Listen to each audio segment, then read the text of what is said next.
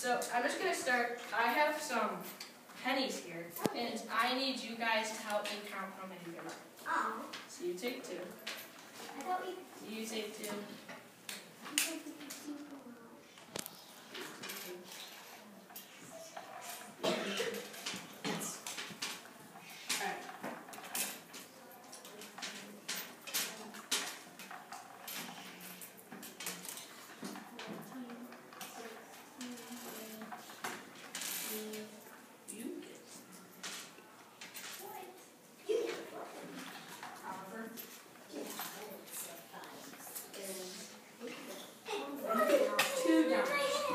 So if everyone can count, I'm going to ask you how much money you have. So if you have something that looks sort of like a brown circle, that is worth 1. If you have a bigger silver circle, that's worth 5. And then if you have a little one, that's worth 10. So how many do you have? 2. 2. How many do you have? 2. So that's 4. How many do you have?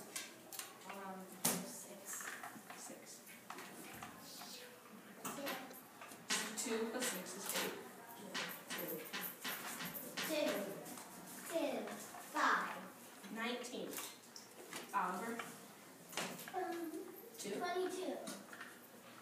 That'd be 21. What do you have? So that's worth 5. So that'd be 26. 2 10s. So that is 46 cents. So would you guys call 46 cents a lot of money? No. Okay. So what would you say that sort of counts as like, so think of like a treasure chest. Would you say so that'd be something you find in there? No. Yeah. Well, just like part of it. Yeah. No. No. No. So is money treasure? Yes. Okay. We can find money. So the person I'm going to be presenting about sort of argued against that. So one day, people told him that he had to bring in, so he was a bishop, which is sort of like a priest. So he had to bring in money because the government wanted the church's money. So then he said, okay, I just need a little time to do that.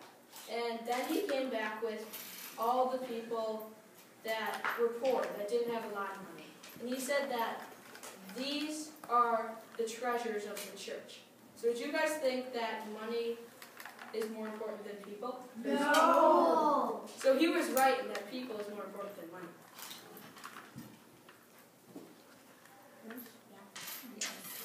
Yes. Okay. So St. Lawrence was thought to be born in Italy. Much about his life is unknown. So that means people don't know a lot about his childhood. So they wouldn't know much about like where he went to school. And his parents were both Christian martyrs, so they believed in God. So when he was younger, he met the Pope. You guys know who the Pope is? Yeah. He lives in Rome. So then, as a child, he left Italy to go to Spain because he wanted to sort of follow in the Pope's footsteps and become a bishop. So he soon became one of the 7 deacons of the bishop. So he sort of worked for the bishop. So one time the bishop got in a little trouble, and as I said, they wanted him to bring in the money, but instead he brought in the people because he said those were the real treasures of the church. That wasn't money, it wasn't gold. It wasn't dollar bills, that it was people, and especially the ones that don't have enough money. So, St. Lawrence is often pictured with a feather and like a grill. So, St. Lawrence, he suffered sort of a tragic death that had to do with fire.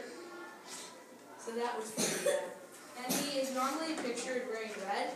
So, in the Catholic faith, red means you're a martyr. So you guys know what a martyr is? Yeah.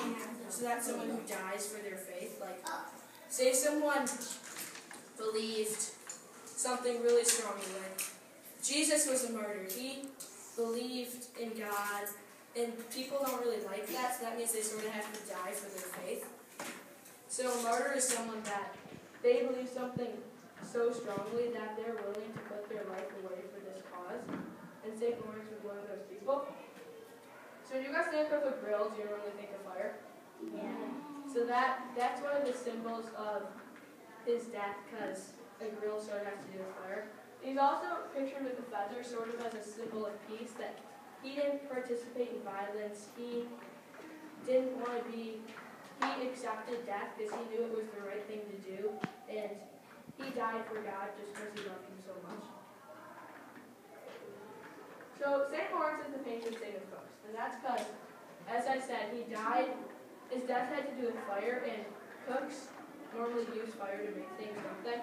Yeah. So when you see your parents cooking food, they normally use like the stove, fire to heat it up. So yeah, since a big part of his death was fire, he became the patron saint of cooks. So that means when people think of St. Lawrence, they think of him as the patron saint of cooks. That means a patron saint is sort of, like Mia said, St. Luke was the patron saint of artists. That means St. Luke was an artist, so that when people pray to him, that's sort of his special topic. I actually really like to cook. You do? That's interesting. So yeah. So the definition of a cook is a trained person who prepares and cooks a wide range of food. So we have cooks in the lunchroom, don't we? Yeah. And then when you guys go to a restaurant, you think that's a little different? Yeah. Yes. So that means cooks can do a lot of different things. Some cooks work in hospitals, some cooks work in schools, as I said. You guys would probably think of cooks working in restaurants, wouldn't you? Yeah. So this is a picture of what cooks used to look like, and so this is a picture of a boy who is a cook's apprentice, and an apprentice is someone. So say there was a head cook, they'd sort of have an apprentice who worked for them. So that means they'd be in charge of making sure all the pots were polished, everything was ready to cook. So do you guys ever have to, before dinner, you have to like set the table, put the plates out? Have you ever done that? You have? Only when Yeah. when holidays come, like birthdays.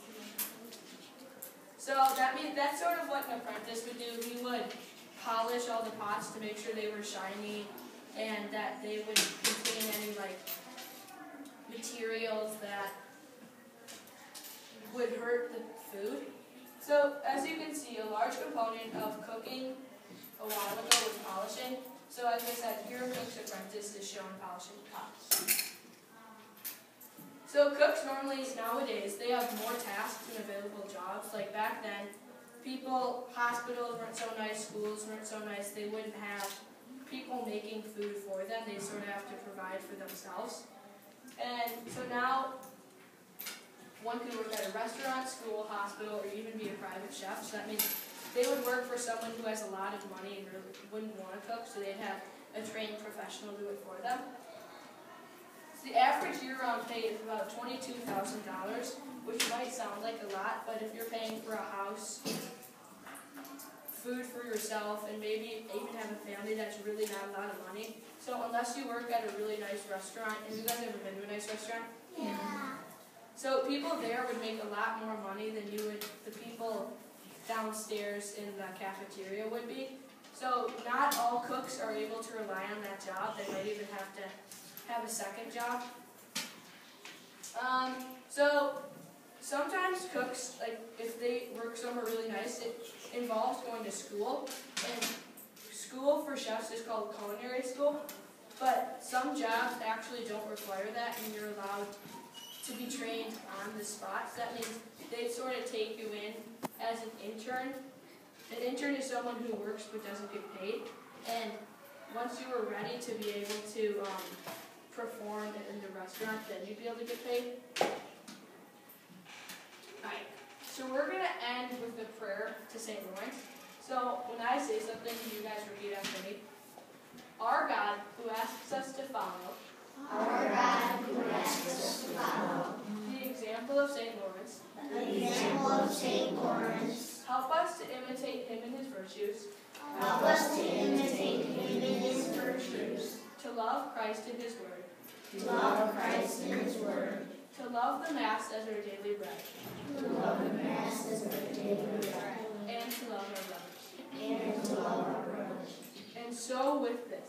and so with this. Intercede for me, if it be your will, Intercede for me, if it be your will. to grant me the grace that I am seeking. To grant me the grace I need.